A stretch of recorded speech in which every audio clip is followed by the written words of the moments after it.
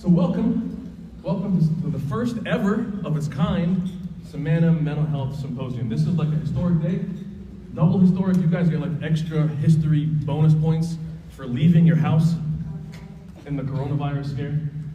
We're all gonna be healthy, don't worry. Everybody wash your hands, sanitize, do all those things.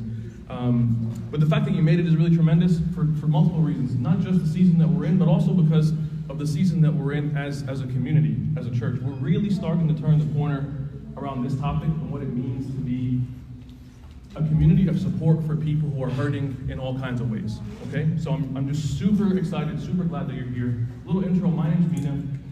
I'm a psychiatrist, and I've been passionate about this work for as long as I can remember. It's pretty much the only reason I'm in this field. Otherwise, I'll just done something else.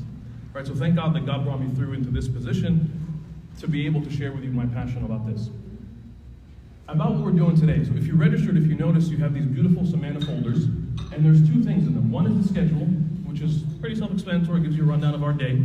The other is a beautiful source that was made by the American Psychiatric Association, the APA, specifically for you guys, specifically for us, specifically for people who are in the faith community and say, you know what, we see a lot of this, and we want to be able to know how to handle it. So they put together a comprehensive but pretty short, it's brief, only 20-25 pages, resource that covers a good overview about mental health in general. So this will be kind of a take-home for you. You can have it as a resource later. We'll also email it out for you so you have an electronic copy, but we wanted to make sure we waste as many trees as possible so that we can copy it for you here today.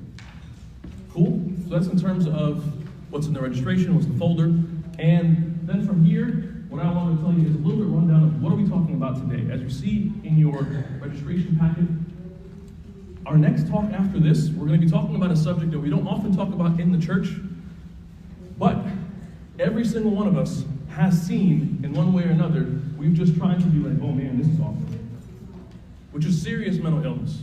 Somebody in our family, somebody in our church community who's struggling with a serious mental illness. We're going to have an expert on the topic coming in a little bit, and is going to be able to walk us through that, okay? Then, we're really, really blessed that in the afternoon, right after liturgy, so Boone and Luke is going to be praying for us this morning. He's praying liturgy for the, praying for us, praying for the talks. And then he's going to come and join us for the afternoon, and he'll talk about both this idea of common mental illness. We're talking about things like anxiety, depression. What does that look like? And what's the difference between that and a sinful something, an overlap with sin? It will overlap with something of that sort. And he'll also talk about substance use. And I'll give you more of a rundown about that when he comes and we're doing the intro for him. Then, we're also going to be talking about a very important topic of trauma. There's, of course, a little typo in your folders, which is my fault, so I take full responsibility for that. Trauma and resilience, which is really, really important for us to be able to discuss today. And then lastly, we're going to have a talk about Christian counseling, what that looks like. And the reason I give you this rundown, you see it in the schedule, but here's my encouragement for you, okay? Remember, you're physically here, right? Take advantage of being physically here live. Meaning what? Pull the speakers aside afterwards, ask questions. We all know somebody who knows somebody. It's perfectly understandable. This is a safe space. So take advantage of that presence here. We encourage you, we asked the speakers before coming in that there's at least going to be 10-15 minutes of Q&A time built into their time. So feel free to ask questions, publicly in the group or on the side afterwards, because that's part of the difference between the folks that are live streaming, no offense to you guys, and the folks that made it all the way out, brave the elements that are here, right? So use the fact that you actually came in. Cool? Sounds good? Any questions so far? All right. Okay, great. So now we'll jump into this intro part of the talk. So my conversation with you is going to be not so much about one particular mental health struggle, but a little bit about the subject in general and how we tackle it. Okay, so my first question to you, feel free to say whatever comes to mind. Number one cause disability worldwide, in the whole world, of all the things. I know some of us here are in the healthcare industry, some of us just sue people in the healthcare industry, some of the lawyers, right? All kinds of stuff. Like, what is the number one cause disability worldwide? What would you say? Mental health. It's like, well, I'm in a mental health. I hope it's not like engineering disabilities, right? Like, I'd be confused. That's the other conference 2 doors down. Depression, one time I said that in a talk and they said, wait a minute, depression is not disabling. It like makes you tired.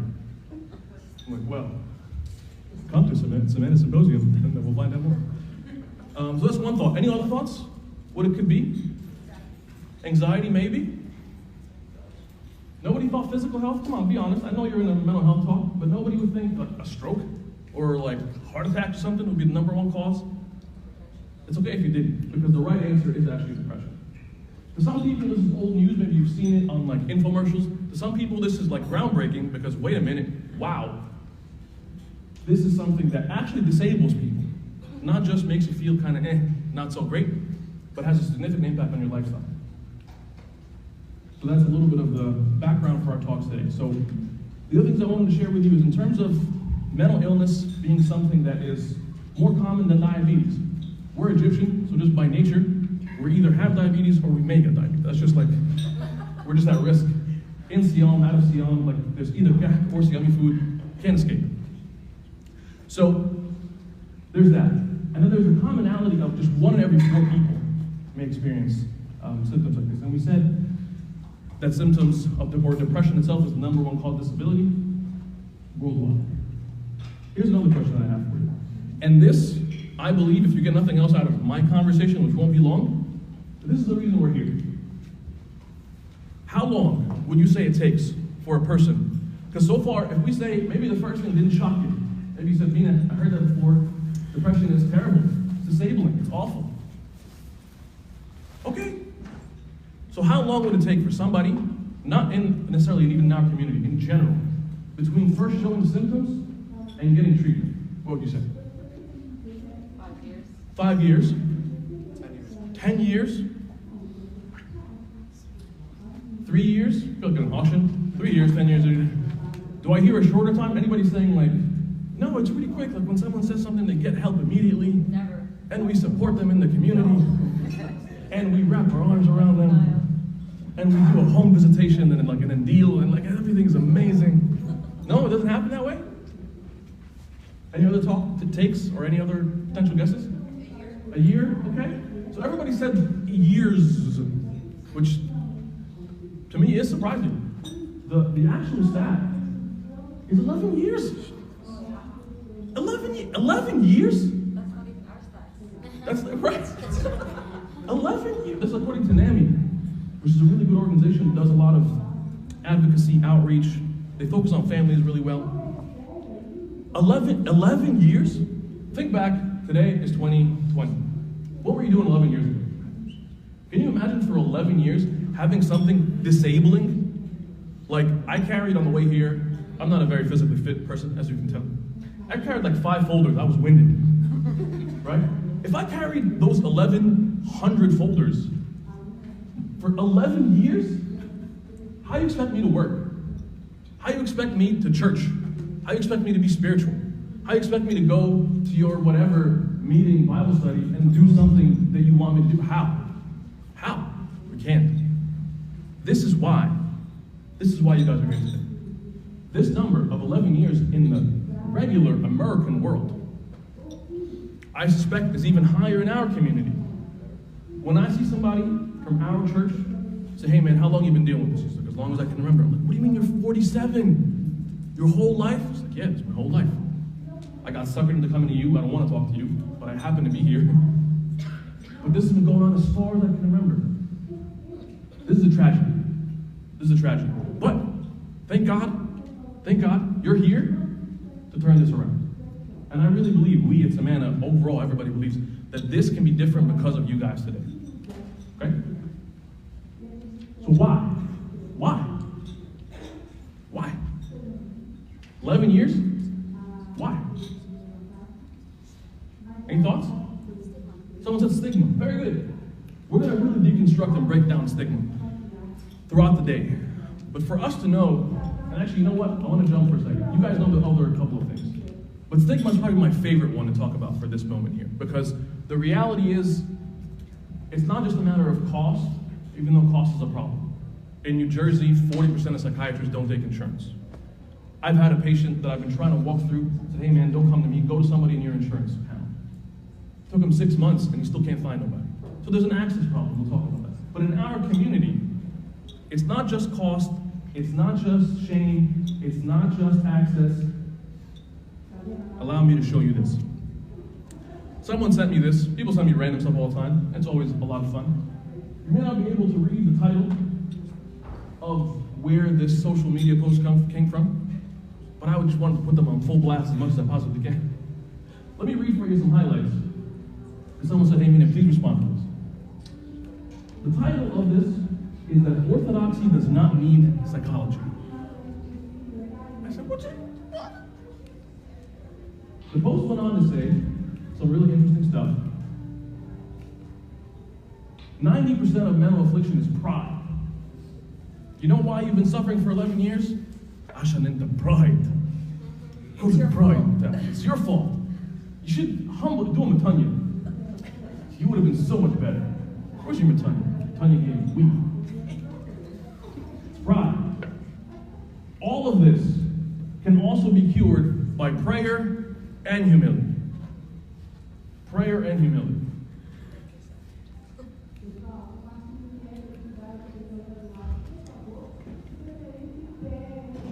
Emotions and feelings stem from the old man.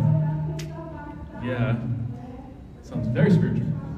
The reason I put this on blast is because I don't care about this particular account. That's not the point. But the point is sometimes when we're honest with each other, when we look around our church community, if it's me and I'm going to my community and I'm saying, you know what? Sure. No problem. Sorry, we'll just get mic'd up real quick. Thank you so much. If I go to my church community and I say, you know what? I'm dealing with depression. Someone in my church is going to be super supportive and have really getting it. They say, Mena, it's cool, man. I got you. I'll help you out. Let me call a therapist for you. Someone in my community is going to say, in pride, your pride, Mena. So that's why I flagged this, I highlight this, because this was out there on social media for all 11,000 followers of this account to follow, and for people to embrace and comment one way or another. Obviously, if you're in this room, you may not feel this way. But if you're in this room, you are a voice to combat this thing. Does that make sense? That's why this issue, this battle of stigma, sorry, I don't click like as fast as I would like to. This issue of religious and cultural stigma in our community is our number one barrier, is our number one thing to attack, is our number one thing to say, we're gonna go head on this, and we don't all need to be the professional to combat this, but we will have a role in it. Make sense so far? Questions about what this post was?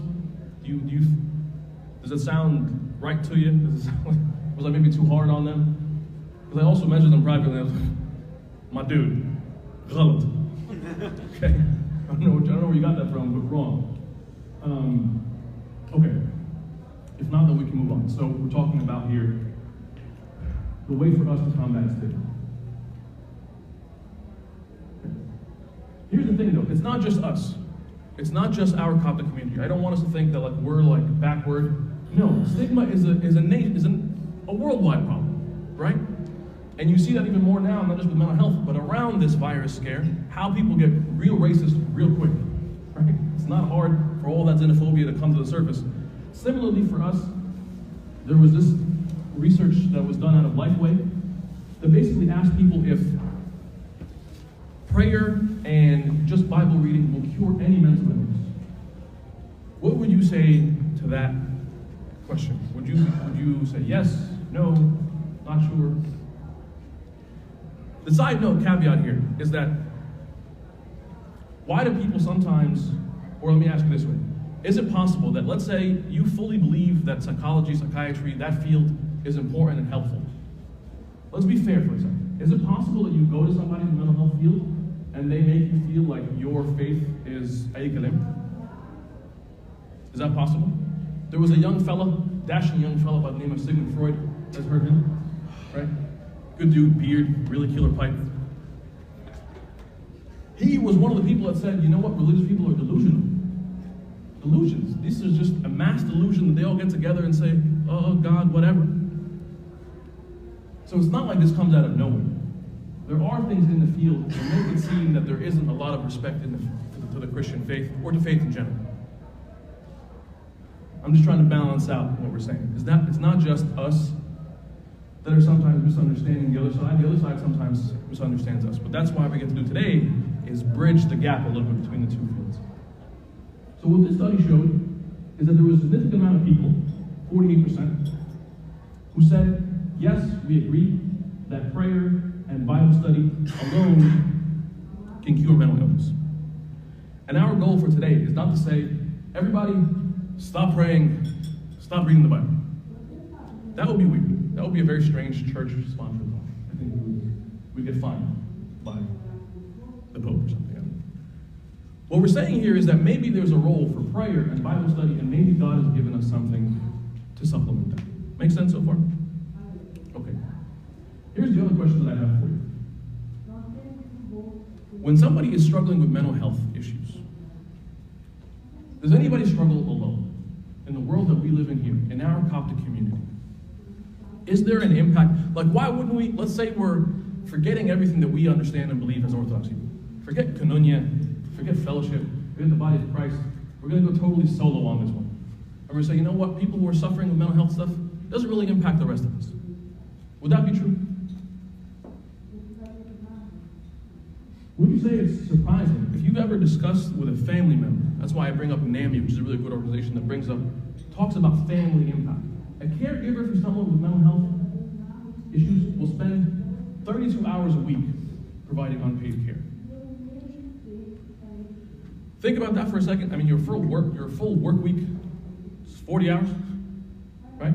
But when you have someone in your family in crisis, the rest of your week is revolved around that. Whether it's someone older than you, a family member who is, you know what, they're in crisis because of something that they're dealing with when they're older, or someone younger and they're dependent. It impacts your whole community, the whole family. It's not just a solo. Make sense so far? Any questions so far? Okay.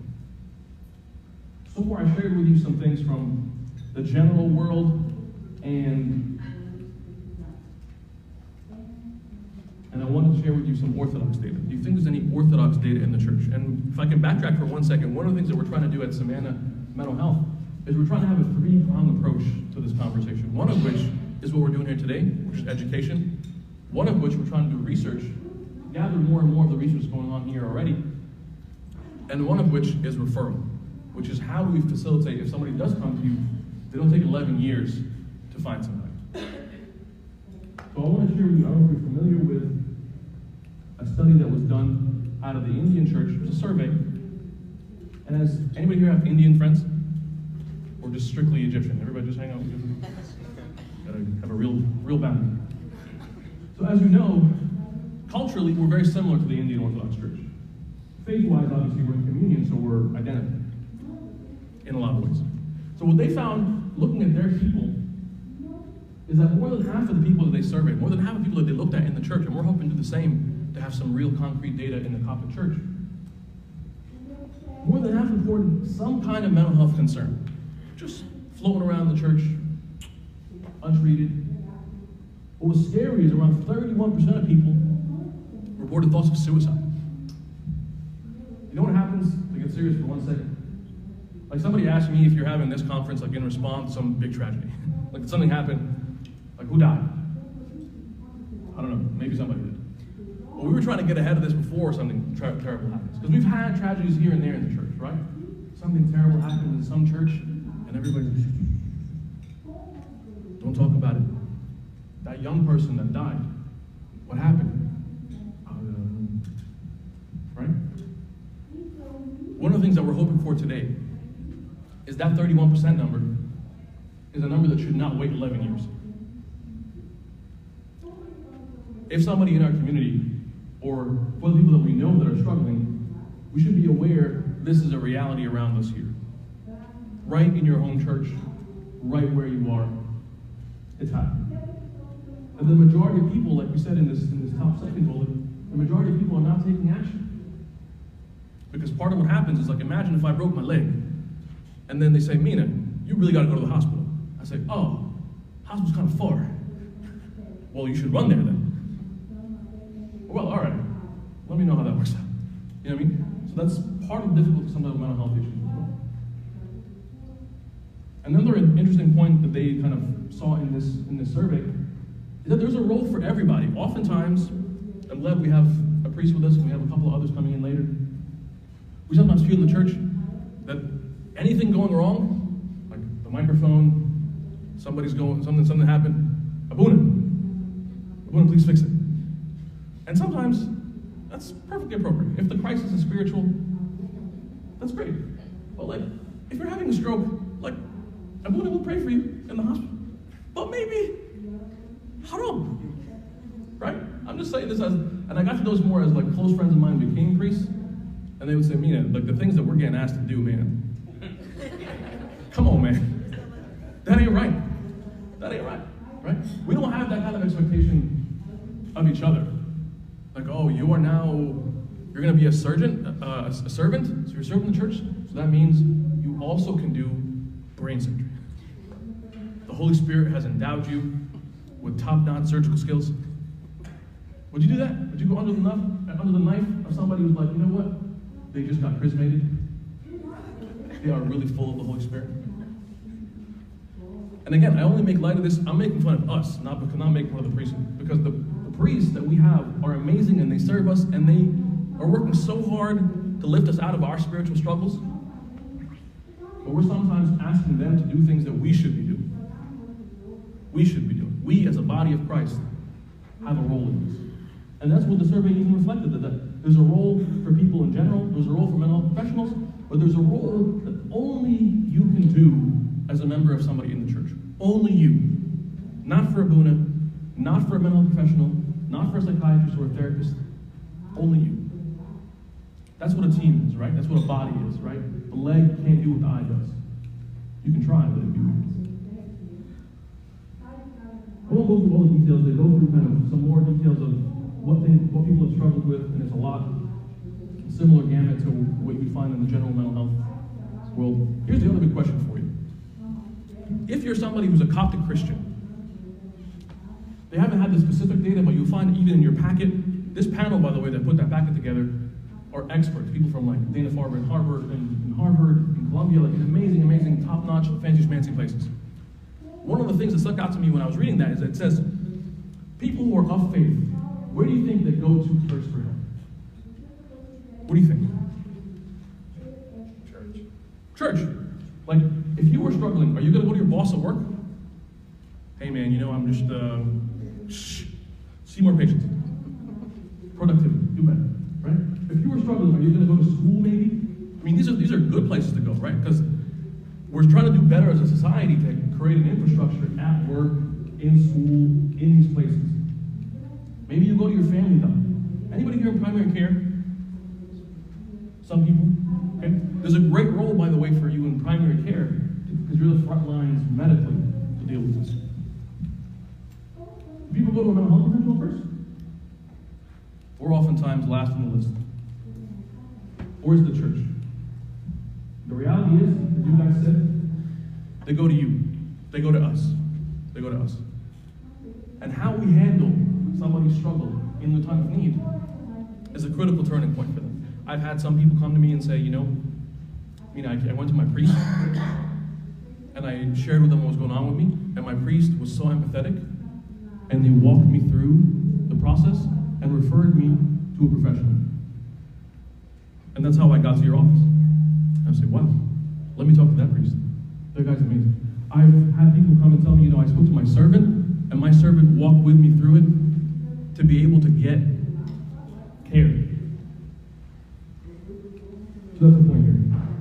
I don't want to say the negative stories, but there have also been some negative stories.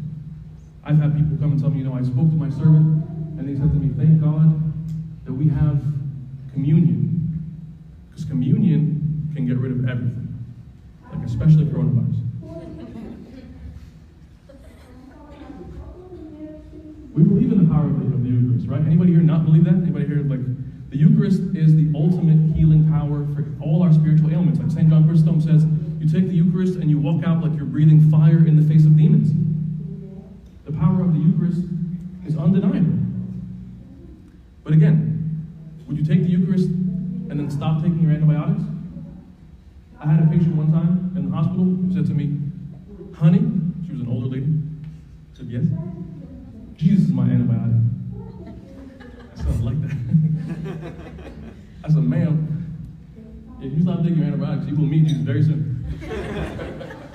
In which case, you can let me know how that works out. And everyone is going to talk more about this later, but the idea for us as Orthodox people, what the church believes, is that we should do everything in the church. Prayer, Bible reading, the Eucharist, the fellowship, all of those things. And what God has given us as a resource. Not or. Does that make sense? And sometimes when I say that, it sounds simplistic. It sounds like, well, of course. I mean, who doesn't do that? A lot of people. A lot of people will fall into one or the other of saying, you know what?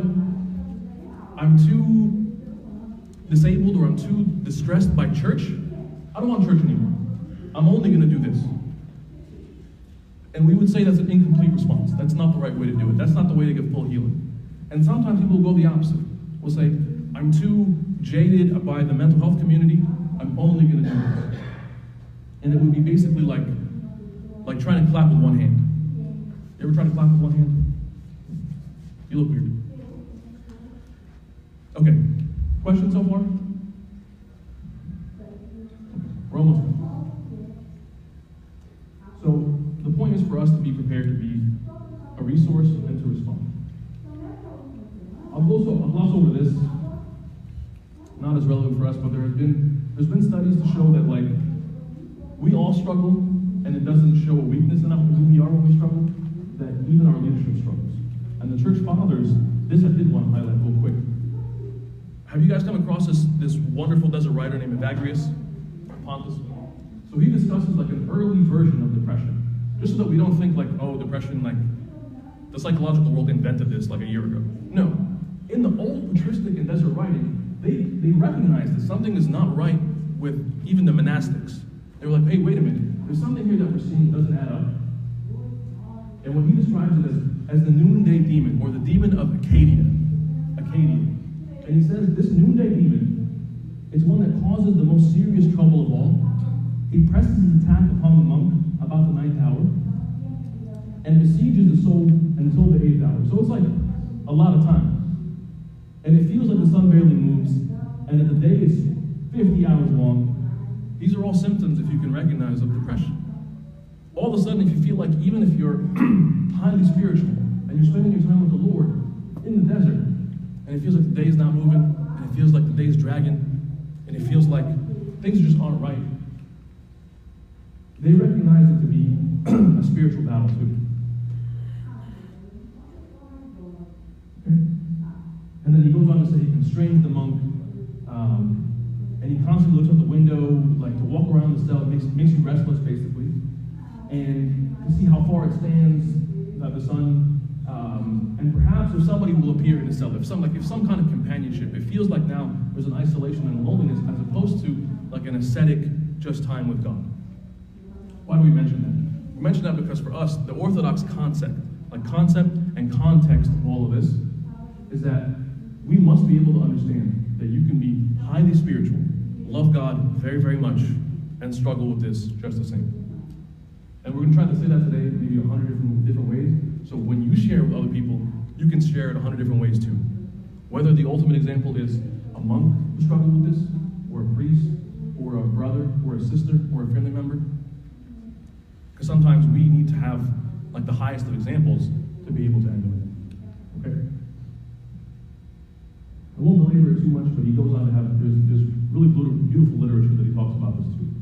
Where the monk, he would even say, you develop a hatred of his place and even of life itself.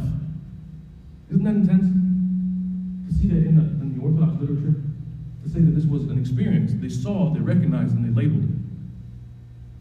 Okay? And he feels like there's no one to give encouragement. Okay. Here's the other ultimate point for us. Let's say we get to the point where we identify stigma. And we identify that it's misguided because in the Orthodox literature it shouldn't be that way. We understand that people can struggle. Whose fault is this? Who do we blame? What do you think? Any thoughts? What do you think, Dave? I can't say that. I can't say that. So, if you're thinking, why are you even asking me who to blame? You're totally right. We shouldn't be blaming anybody. Oftentimes, our instinct, when we see something wrong, we figure to ourselves, who can I point the finger to? And there's actually a beautiful story. Let me just jump to it. Right, of a man who was born with an illness, and people around him looked at Jesus and said, Jesus, who do we blame for this? This guy or his parents? Do we blame society? Is it TikTok? Like, what's the problem here that there is all this mental health stuff? Maybe it is TikTok, I don't know. Right? And Jesus' response was the one that we want to have today. We want to help people re-understand that it's not about blame, it's not about who you point the finger to, that it's neither. Okay? And these are some of the questions that I'm hoping we're going to be able to answer here today too. In terms of comparing these different things, if you've had these questions about people around you as well, or in your own heart. Depression versus despondency, anxiety and worry, bipolar disorder, we're going to get into in a minute. And I'm probably going to leave you with this, because I don't want to go too much longer than this. Here's a question that we sometimes get a lot, and it's one of the things that I would want people to walk away with for today. If there's anything that you're going to like mentally take a note of, or take a picture of, or write down in your brain, it's this one. Even if I don't know the specifics, like if I have a hard time diagnosing stuff, because just newsflash, if you have a hard time diagnosing stuff, it's because diagnosing stuff is hard. And that's why people go through a lot of training and stuff to do it. It takes a while, it takes some time, and don't put the pressure on yourself to make a label, to make a diagnosis. But we have the opportunity, like I said, to be the sort of gatekeepers for this. So here are, I'm trying to put it like an easy, rememberable kind of thing, like the 5 Ds of distress. Okay? Here are a couple things that we could think about. One is duration, right? Like I like to think about, as far as bad sitcoms go, right? There's Friends. Have you seen, like, remember the intro of Friends? Like, if it hasn't been your day, week, or month, or even your year. If it hasn't been your day, that's unfortunate. You had a bad day, you didn't get good coffee. If it hasn't been your year, or hasn't been your 11 years, then it's a little different. The stock market really tanked last week. I had a bad day. Okay. But the stock market didn't tank for a year? Maybe it did. Anybody know stocks? I don't know. I have no idea. No, the Fed rate got cut, that's all I know. Depth or intensity, right? Like, we all can have a thought that's negative or difficult or distressing, but if that thought is so deep, you know what the thought, like Evagrius said to us, the thought could be, I don't know if this is like, if life is like worth living. I don't know if it's having a really, what's really the purpose of it? Oh, I'm doing some conference, I'm holding some mic, talking to people, But if the thought is so deep that, you know what? I don't think I can live, I don't think I can live anymore. I don't think there's a purpose to this anymore. This is it, no more. And the depth of it is different. If it's anxiety, it could be similar. Think about an anxious thought that you have, and the intensity of it. 0 to 10 is like, you know what? I'm kind of like worried, like in the middle of the break, it's gonna be time to mingle. What if someone comes to me and asks for my name, and my name tag is all funny, and I get embarrassed? What if I have like a booger? Like that's like, I'm anxious about that, right? But if the anxiety is so deep, so intense, that like, I literally now can't function, I gotta go home, I'm out. This conference seems okay, these people seem all right, but I'm going home. Because I'm having a panic attack, that's different, you know what I'm saying? So look for intensity. How deep, how what is the depth of the symptom that you're getting? The other one is frequency. How is this daily? So you have a tough, like I said, there's a really tough thing that happens today, but it goes away. Versus a tough thing that happens every single day. Versus a tough thing that you're experiencing with such frequency that it's like a pattern. So much so, I've had people tell me this, but Mena, I don't know if I can really picture life differently from this. When someone first gets treated, and side note, one of the most exciting things about people getting treated in our community is oftentimes it could be 11 years or it could be 20, and someone could be their whole life like carrying a weight, and all of a sudden they put it down, and they're like, whoa, yo, this is weird. It's like literally if somebody like could only see out of one eye and all of a sudden you made them see both eyes. Yo, you got HD, you look so much better.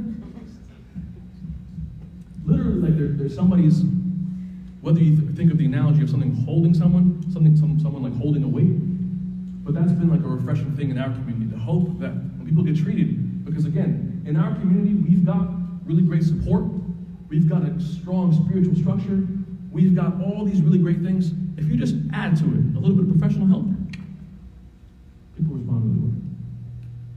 Make sense so far? That's our third of the 5 Ds of distress.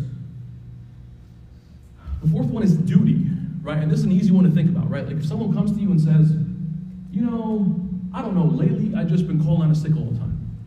Calling out sick, why, you got corona? No, I'm just thinking about this and this. Or I just couldn't get myself out of bed. Or I've been having this thought that somebody maybe is like out to get me.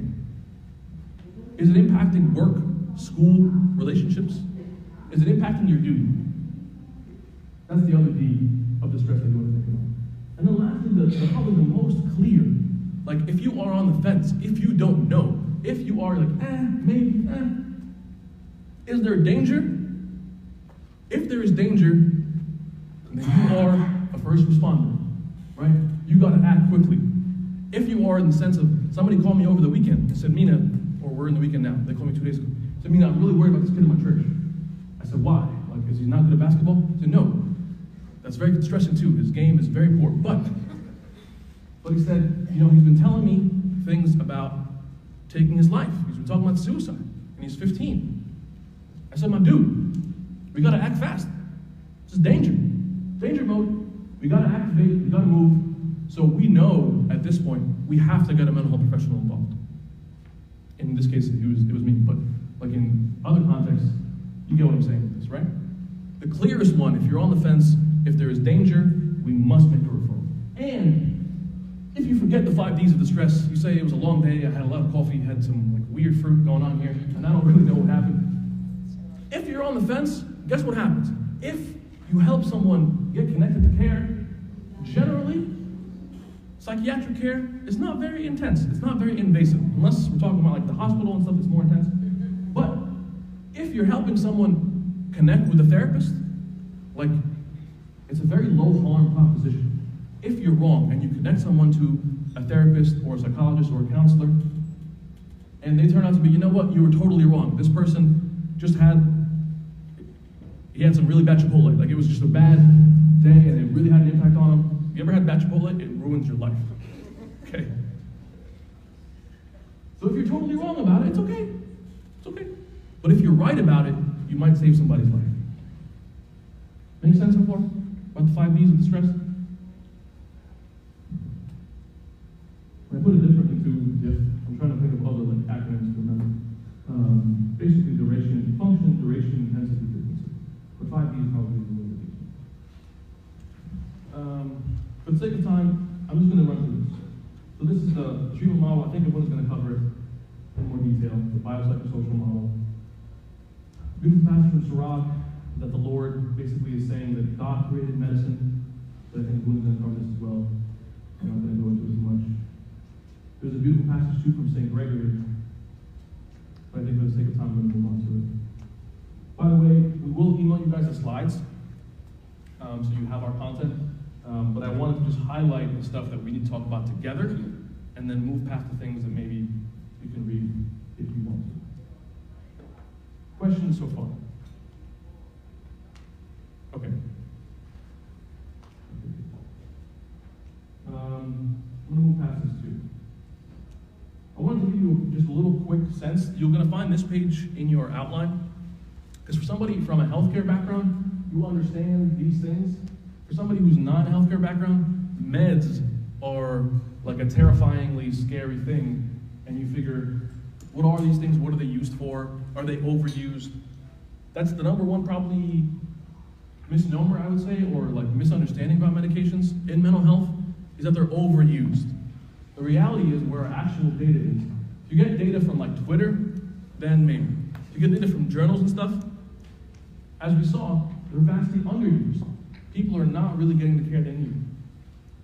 So I want to just flag this, that if there are things about medications that you had a question about. If you're healthcare related, maybe if you're not, like one of the things that I do in my day job is I provide training for primary care docs. Say, hey, you guys are like amazing, you're the front lines, but maybe you're not familiar with some of these things, here's how you can prescribe them. So I'm familiar with this role, and that's why I bring it to your attention. If you're not in the healthcare world, but you're someone in the church and you wonder, you know what, why would people take this medicine? What does it do? Any questions about medicine, generally speaking? Yes? I guess more so because within our community, along comes with the stigma is this fear of using the medicine. So if there is an individual that is struggling and does need help, but they're, I guess, refusing to consider medicine as an option, what's the best way of approaching that? Yeah, very good question. So the question, just in case anyone didn't hear it, let's say somebody is struggling and it might be that they could benefit from medicine, but they're refusing it, and what do we do about that? What do we do about that? And the answer is, in part, it'll depend on the nature of what they're struggling with, right? Like Dr. Michaela's going to talk about in a second of, if they're struggling with something that's serious mental illness, schizophrenia, bipolar disorder, and you're seeing part of the 5 Ds, you're seeing maybe there's a danger. There's something, specifically, I'll talk about the easiest case, right? Of they're struggling and they're really in a tough spot and there's a danger. There is something in psychiatry, unlike the rest of the medical world, where we can say to you, hey man, you may not be in a position to say no to this because your way of thinking is a little bit compromised. And we may need to bring you to get care even against your will. It's really tough, something that only happens really rarely, but I want you to know that it can happen, because those are sometimes the kind of very distressing situations that we find ourselves in, is someone who's in a very difficult position, is dangerous to other people, the church community, and to themselves. And we say, I guess hopefully they'll one day change their mind. Not the case. Not the case. There is an option, and I'm sure you'll get into it more, of what it looks like to have emergent care and someone can remain in the hospital even if they disagree. I don't mean to scare you. For most of us, or for most people who are struggling with care, conversely, if it's something else like, you know what, I'm really struggling with my really intense anxiety, but I don't want to take medicine. You can't force me. I'm really struggling with something else in mental health, and I don't want to go to a therapist. I don't want to get medication. That's perfectly within my right to do that.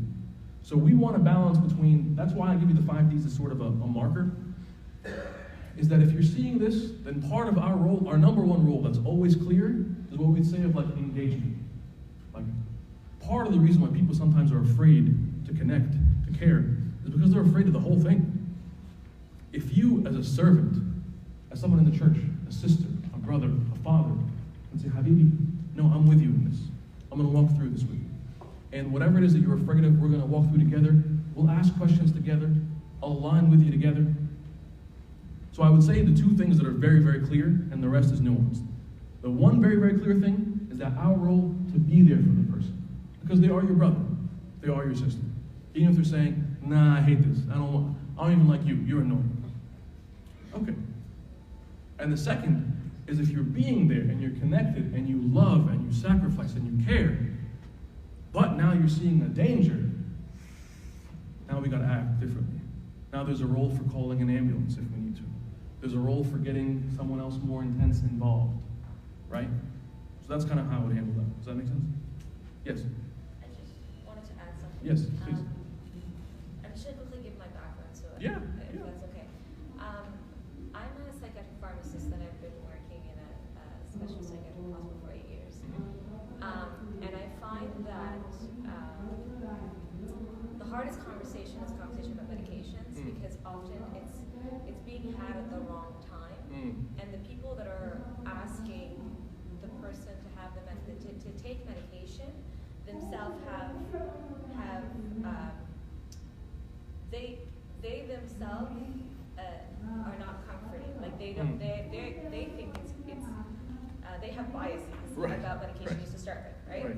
So I think the best thing about having this conversation is, if you don't know how to have it, go to someone who knows enough, but let them know what you know about the person. Meaning, so for example, if you're dealing with someone who's very healthy, athletic, always taking care of their body, so they're in good shape. They should not be having a psychotic break, but they're about to have a psychotic break. So they would tell you, I'm doing everything right. I'm eating right, I'm acting right. Like, so in their logic, which is fair, there's no reason for them to be, from their perspective, there's no reason for them to be going through this. Right.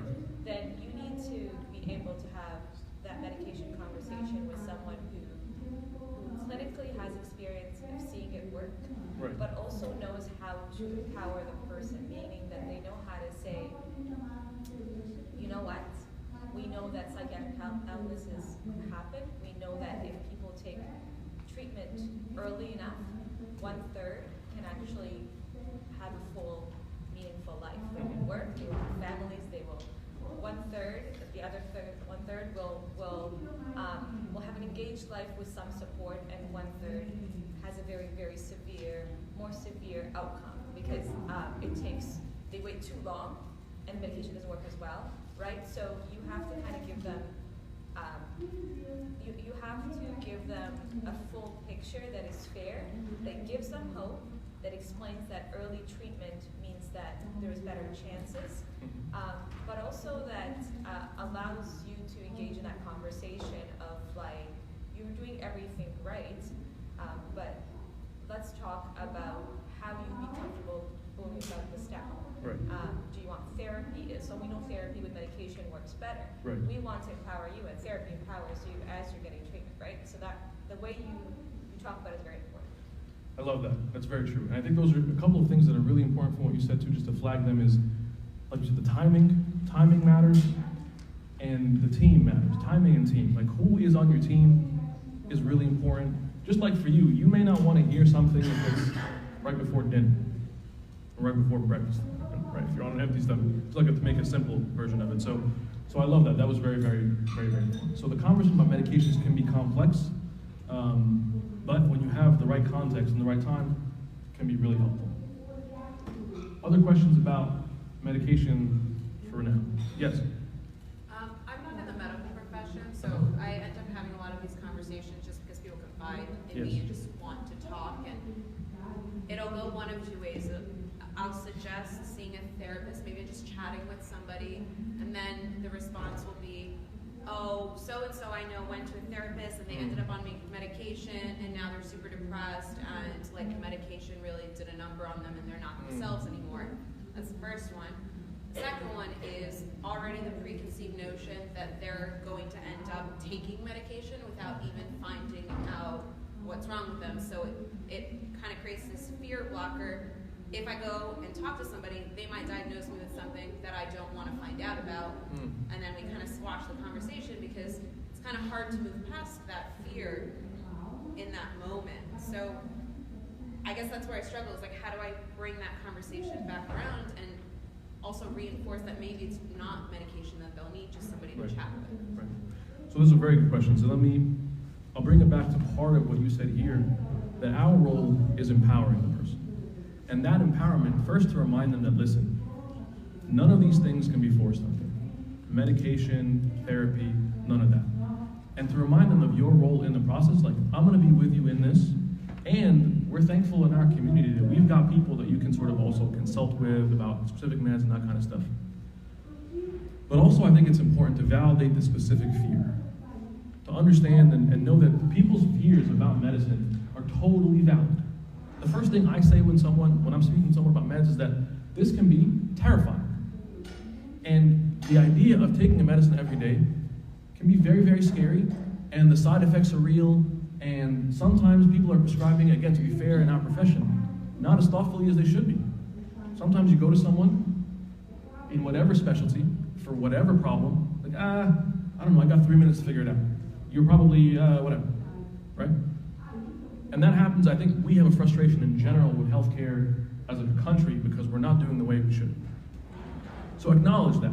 That's real. You're not delusional. You're not like just thinking this in your head. No, there's a real problem here, and there's a real difficulty. But don't let that stop you from getting the care that you need. Because that fear, although it's real, we can work through it. Never take a medicine you're not comfortable with. Ask every possible question that you want to be asking. Don't just get labeled and stuck with a diagnosis of, oh, you had this happen? Sounds like you're bipolar. Bro, I met you 3 seconds ago. We had coffee. How am I bipolar? We just got here, right? I've had that. We've had to clean up diagnoses for people that we've seen before. So I would say it's a combination of maybe those 3 things simply. 1, our role in empowering someone to say that you have decision-making capacity. You decide your fate here. But 2, understanding that your fear is well-founded and it's real. And 3, knowing that I'm going to support you in this, because don't get stuck. Like, I could be it's rational or it's understandable for me to be afraid to be here today because there's a whole pandemic about coronavirus. But if you're informed to say, if I do a couple things, whatever, I'm in a good position, I'm safe, right? So fear and facts need to kind of be 2 hands or 2 sides of the same coin. But you're very right that that's often the way this goes. And the other thing, like you mentioned too, and I think it's important for all of us to know, like the 1/3 statistic is for schizophrenia, right? Serious mental illness. The recovery rate for people who are in common mental illness is incredibly high. The amount of people who like do really, really well when they get treatment is more often than not. It's more common that you'll be placed in therapy or with medication. 80% plus, respond really well with the combination with close monitoring, with close care. So to put that in context too, is that even though we all know one horror story, right, from something. Oh, this one time I went whatever and something horrible happened. The horror story is the exception, not the rule. Not the rule. Make sense? Yes.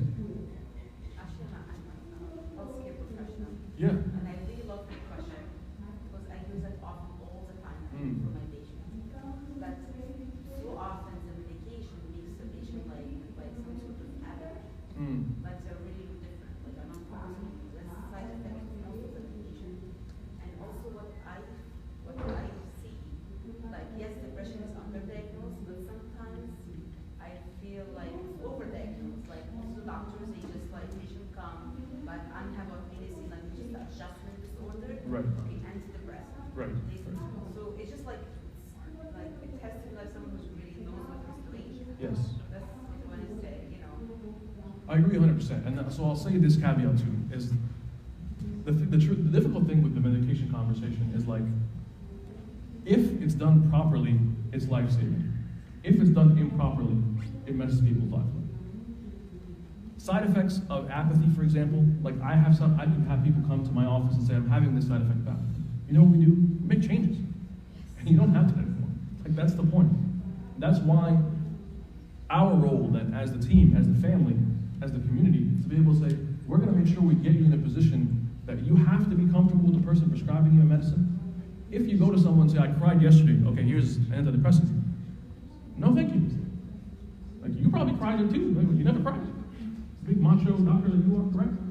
So that's why our role is important to kind of buffer that. That when there are side effects, when there are issues, there are adjustments that can be made. And that's the whole point of a close relationship in medicine, right? That's the whole point. Yes. I'm not going to slow you down. No, you're fine. I'm not going to slow you down. I'm just going to mention 2 things about medications. I think it's more affordable in the States, but Yes. pharmacogenetic testing is a huge advantage to figure out what medications will more likely cause side effects and which medications need adjusted doses prior to that Yes. experience. And I think with mental health in general, there's so much social stigma that the reason there's so much stigma with medication is from sometimes the social piece and as well as side effects. So that helps address it, and I found that great, especially for adolescents, because they're at the beginning of their life. The last thing they need to deal with is this sense that they're going to be stuck as forever. Yes. So that's one thing. The other thing is that what I mentioned is when we talk about side effects, like as a pharmacist, when I talk about it, I say, I know what you looked up online. Right. I know exactly what you saw. Right. I know how they make that list. Right. I say that is for the sake of liability for the manufacturer, but this is what I actually see. Right. Right? This is common, this is not common. When this happens, get back to me. And Perfect. then we can address it, right? So it's to try to simplify things a little bit, because the information is out there, but the information, we know from research that there's something called like a nocebo effect, where it's, Right. if you get counseled about a list of side effects, you know, the liability-based Right. training that we have. So if you get counseled about a list of side effects and the patient's already anxious, he's gonna get something most likely he wouldn't have gotten it Right. if you didn't emphasize it in your, right? Yeah. Well, that's perfect. I'm glad you mentioned that. So for the states, a lot of insurances actually do cover this too. This is an important thing people don't often know about. When we do it, you can do a genetic swab that's similar that you would do 23andMe. It hasn't yet had enough It's not studies. perfect. Yeah, it's not perfect. It's not necessarily FDA approved, but it is covered by a lot of insurances, including Medicaid. So we do it for a lot of patients, and it can give you a good sense, at least some good information as a patient. Say, you know what? Oh, I have this enzyme. This processes this a little bit differently. You know, this medicine may or may not give me a worse side effect. So that's really important to have as well. Cool. Other comments or questions about medicine for now? We still have the whole day. Don't worry. We'll be able to cover a lot more of these. I want to just highlight this for a quick second. That as far as the data goes, faith plus treatment, there's a lot of really robust literature about that. For the sake of time, I'm just going to move past it. I'm going to mention this, but we'll talk about it more in the afternoon when Luke comes, that one of the great things that have happened in the church, people sometimes point to the church and say, what did the church do? The fact that there's been an effort, a concerted effort by the church to create a free mental health center, you know, right here in New Jersey, is amazing. And it's not just amazing because we're in the same Coptic church and we say, oh, well, that's pretty cool. Even when we talk about this in like other settings, like Abuna Luke is going to give a lecture in Colombia in a couple weeks, because this work is really groundbreaking. It's really, really cool. So I'll let him talk more about that. I just wanted to brag about it for a second when he's not here, so that way we can really big him up, because he's doing incredible work there and keeping some really good data too about what's being treated, and the improvement in function, like I said, is tremendous because people have a really good background to begin with. I'm going to skip through some of this because I don't want to take more time from our next talk. So what we'll do next, I'm just going to leave you with this and kind of in the background. We're going to take a 10-minute break, get some refresher, get some more coffee, tea, breakfast stuff, and then we'll reconvene in about 10 minutes. We'll jump into our next talk here. All right, thank you guys so much for your time. Lord be God forever, amen. And take a break for a second. Thank you.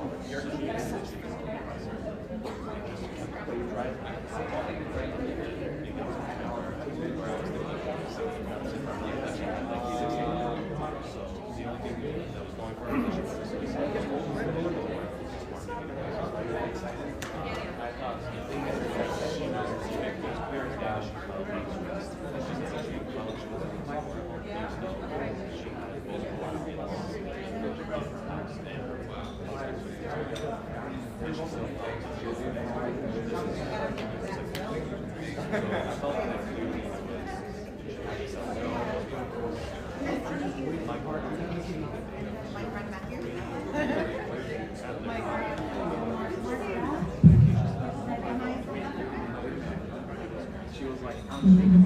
She goes, she's shaking hands in the air. So it's got me like,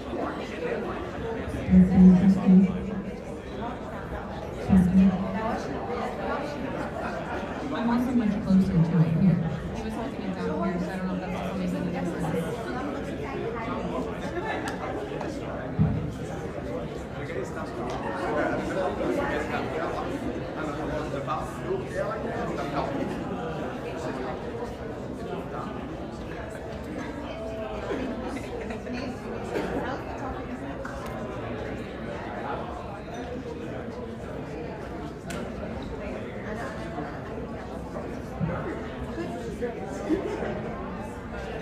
I know.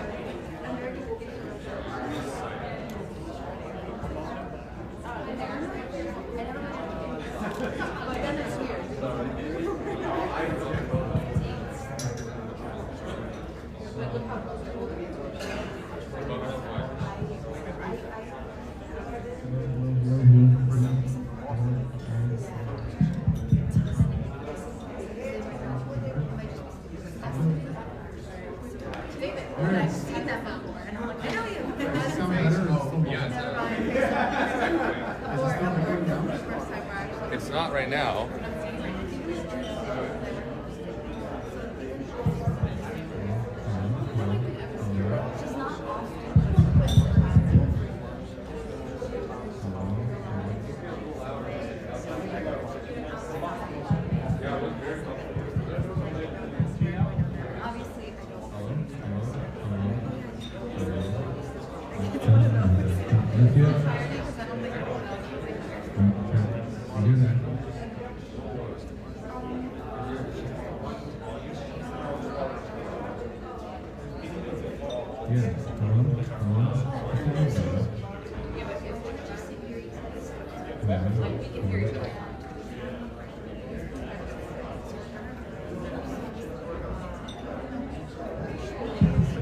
Guys in the back, if you can hear this well, can you just raise your hand or whoever in the back? Can you hear us?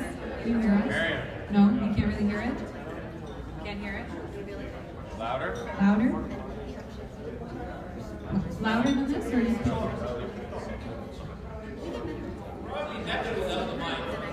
Better without the mic? The microphone.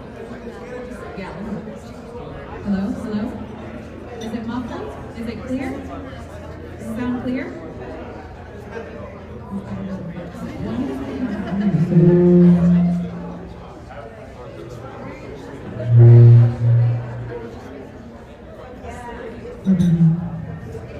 How does it sound?